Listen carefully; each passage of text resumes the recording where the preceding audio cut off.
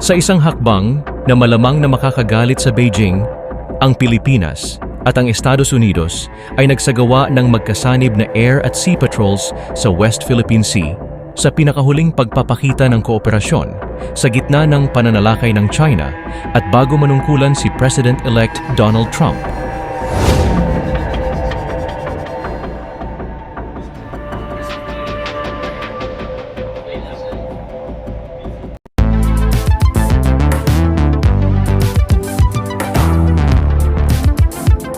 Huwag kalimutang i-like at i-share ang video na ito at mag-subscribe ka na din sa aking channel para updated ka sa mga bagong videos. Ang mga patrol na tinatawag na Maritime Cooperative Activity MCA ay ginanap noong Biyernes at Sabado sa labas ng Palawan at itinampok ang mga barkong pandigma, fighter jet at patrol aircraft, gayon din ang simbolo ng Amerikanong kapangyarihang militar, ang nuclear-powered aircraft carrier na USS Carl Vinson CVN-70. Pahayag ni Armed Forces of the Philippines Chief General Romeo Brawner Jr. na ang MCA na ito ay isang mahalagang elemento para sa patuloy nilang pagsisikap na palakasin ang pakikipagtulungan sa depensa. Sa bawat ehersisyo, lalo nitong pinapalakas ang pagiging handa at epektibo sa pagtugon sa mga hamon sa hinaharap. Ipinakalat ng Philippine Navy ang frigate BRP Antonio Luna FF-151 at patrol ship na BRP Andres Bonifacio PS-17, habang nagpadala ang Philippine Air Force ng dalawang FA-50 light fighter jet at search and rescue assets. Nagpadala naman ang US Navy ng P-8A Poseidon ng Task Force 72, kasama ang Carrier Strike Group 1 na kinabibilangan ng USS Carl Vinson, Ticonderoga-class guided missile cruiser USS Princeton, CG-59, at Arleigh Burke-class guided missile destroyers USS Sterett, DDG-104, at USS William P. Lawrence, DDG-110, isang MH-60 Seahawk helicopter, isang V-22 Osprey helicopter, at dalawang F-18 Hornet fighter jet. Ang drills na ito ay ang una para sa ngayong taon at ang ikalima mula noong nagsimula ito noong 2023. Ang mga kasosyong bansa tulad ng Japan, Australia at Canada ay sumali sa ilan sa mga nakaraang patrol.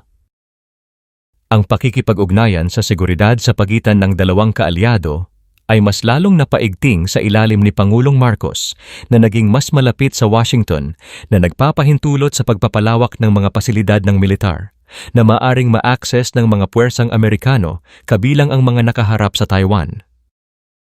Ang mga pagpatrol na ito ay kasabay ng patuloy na paghamon sa radyo ng Philippine Coast Guard sa pagkakaroon ng 12,000 toneladang Chinese Coast Guard vessel na tinatawag na The Monster malapit sa Panatag or Scarborough Shoal mula noong unang bahagi ng Enero na ilegal na naglalayag sa loob ng Exclusive Economic Zone.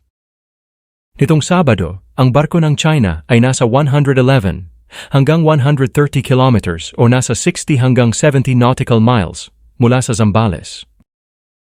Ayon sa PCG, kung ang China raw ay tunay na nakatuon sa pagpapababa ng tensyon at taos-pusong naghahangad na maiayos ang tiwala at pagtutulungan ng isa't isa, dapat raw igalang ng gobyerno ng China ang mga karapatan ng Pilipinas sa ating EEZ.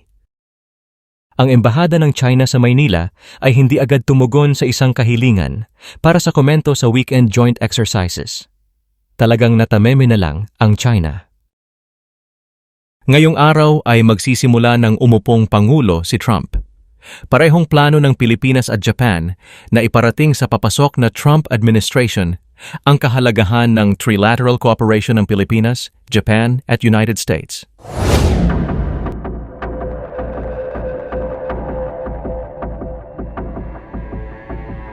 Ano ang masasabi nyo tungkol dito mga kamix? I-comment nyo na yan.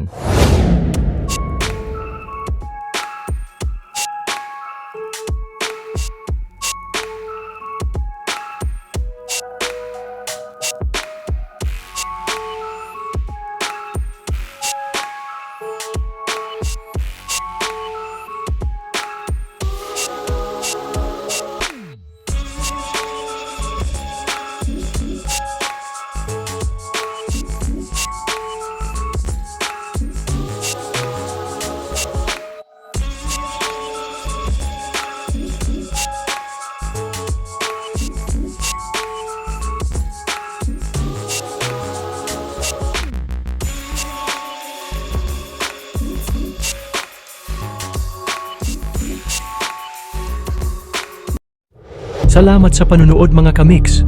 Ako ay mag-iiwan sa inyo ng katagang alamin natin ngayon, wag nang ipagpabukas. Kung ayaw mong batukan kita. Biro lamang. Ingat mga kamiks, sa susunod na video na ulit.